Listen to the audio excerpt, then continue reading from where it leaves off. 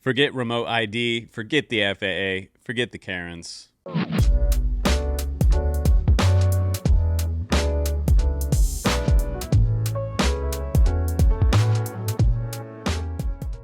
Do you want to fly an FPV racing drone this year without the impending doom of regulations that are coming out with the remote ID, transponders on everything, sending your signal by Wi-Fi or otherwise back to the latest policeman down the street or Karen with a cell phone? Well, you can fly something under 250 grams.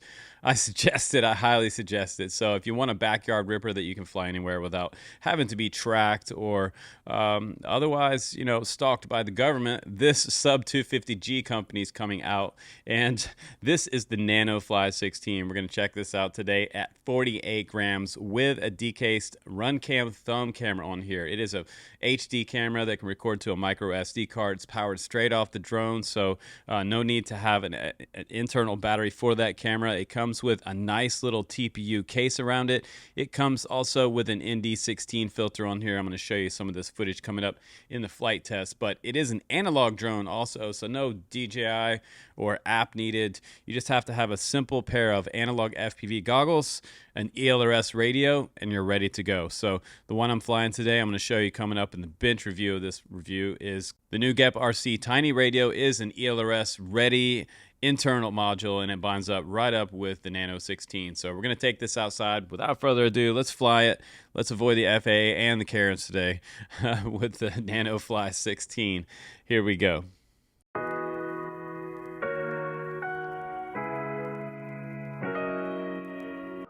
Okay, so let's get the little Nanofly 16 up in the air.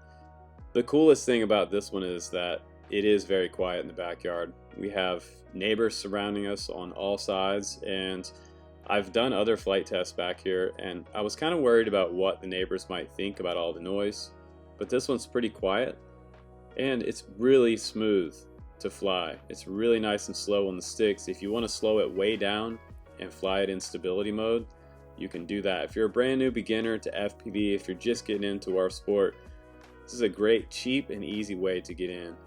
This little drone, I think it retails for about $150, but I know when I've purchased things that I wanted in the past that were kind of a high fun factor, the fun factor outweighs like the cost for sure.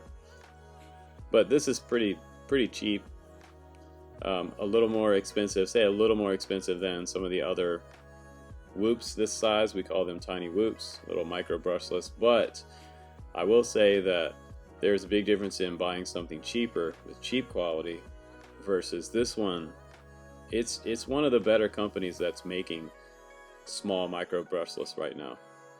And since it doesn't have prop guards, we can't really classify it as a whoop, more so a 1S micro brushless. But it is ready for racing or slowing way down there. Our resident FPV backyard dog there, Happy Dog, checking it out. She was wondering what this little drone was doing in the backyard. This is her domain, so. But after I got used to the way it flies, I was really starting to find some speed with this drone. And I think if you're going to use this one for course FPV racing, and you're somebody who's really well practiced for course flying, I think you'll do great with this little drone. It really wants to get up and go. I think the top speed on this drone, for the way it sits on 1S, be around 60 miles per hour. So it's a really fast little drone if you want it, or really slow and precise. And that's what I love the most about it. And paired up with my GEP RC Tiny ELRS radio today, it feels like I'm flying a regular transmitter, and that's super important. It doesn't feel like a super tiny transmitter in my hand. So I had plenty of control. I could see great with the analog FPV. And let's check it out on the bench. All right, guys, there is the box that you get, and this drone retails for about $149 on the Banggood website. It comes in two receiver versions, the TBS Crossfire Nano on board, or the ELRS 2.4, which bound right up with my GEP RC Tiny radio. That's the one I'm going to recommend. It's just the easiest to set up, and I'll show you how that works in a minute. And this is our little friend, the Nanofly 16, with my modded naked RunCam thumb on top.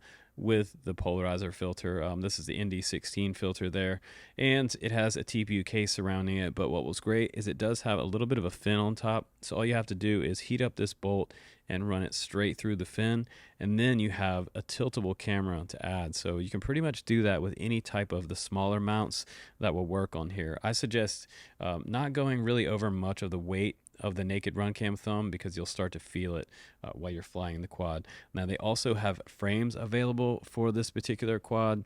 It's called the NF16 frame, and it is a 77 millimeter wheelbase, and it's 1.5 millimeters thick on that bottom plate, and it is a unibody. We've also got a battery mount on the bottom that is made of TPU. The whole entire canopy around the top and the camera placement inside here is all TPU as well. We have my dipole antenna coming out the back running 5.8, and this is an AIO board.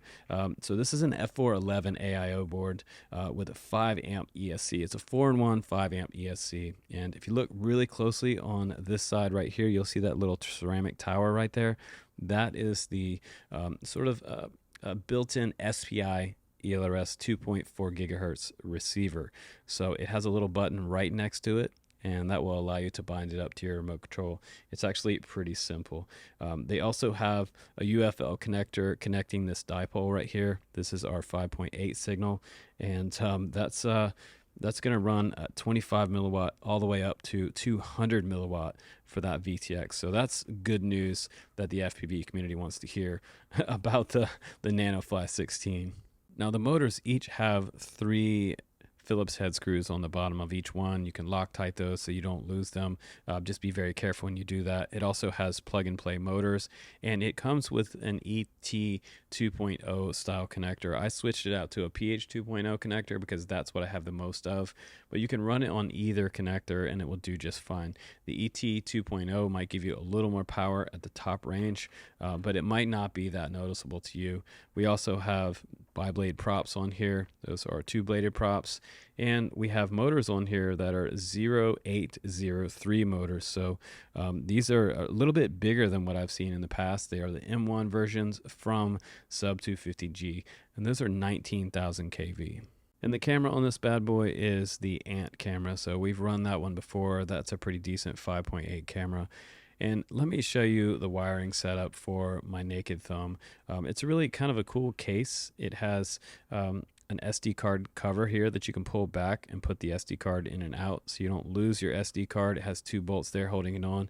But I just simply wired my power from positive and negative down straight to the battery terminals on each side. So if you want to do a really quick type of thumb setup, you don't have to worry about running at 5 volt because this is only a 1S configuration on here. So you can run it straight off the VBAT and solder your RunCam thumb connector straight to the battery terminals, which I think was making things super easy for me to get this right up in the air. And I love that it's tilt adjustable still with this type of setup. You can do this on your Nano 16.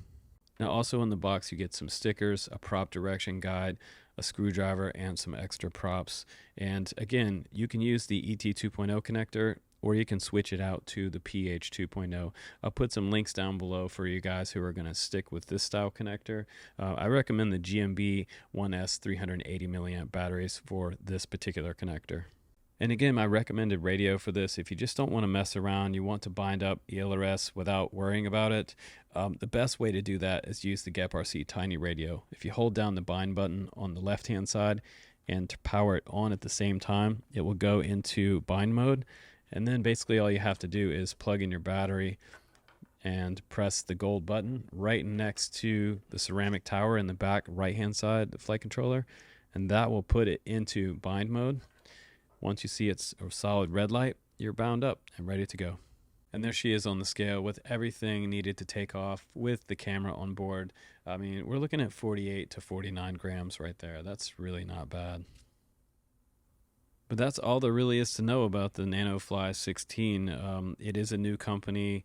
Sub250G seems to be a little bit higher quality for micro brushless under 250G than what we've seen in the past couple of years. So I'm happy to see that a company's kind of taking focus on making stuff under 250 grams with the remote ID thing coming up. So I think this is a really smart move by this company. So hopefully they keep up the good quality, and I would say, I mean, it's even maybe rivaling Beta FPV's quads. So we'll see how they do with their releases coming up. But 200 milliwatt VTX, ant camera, upgraded motors, and the ability to carry the naked run cam on there, and binds right up with the GEP RC Tiny ELRS radio. Fairly easy package to get going. Even for the new guys. So I showed you how to bind up the radio. It's super simple now to get into ELRS and some Sub250G HD backyard ripping. So I hope you enjoyed the videos, guys, and I appreciate you hanging out with us and flying all the new stuff. You can check out the links down below. That really helps me out if you buy from my link, so I'd appreciate it, and I appreciate you. I will see you on the next one. Take care.